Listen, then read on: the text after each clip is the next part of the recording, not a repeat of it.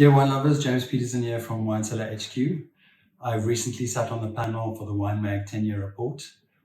Always a privilege. It's a great snapshot of what South African wines look like 10 years on. They're pretty smart in 2012, I have to say. It looks like a red wine vintage versus a white wine. There were some great white wines. But what really impressed about the red wines is they have this lovely freshness and coolness to their center, which really leads to the fact that you have a sense of a newer stylistic taking place versus the old school wines of the previous vintages.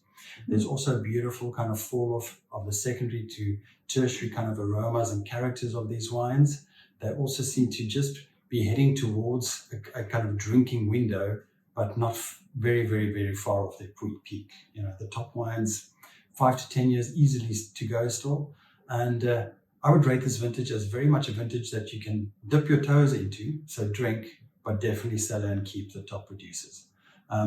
Really smart vintage.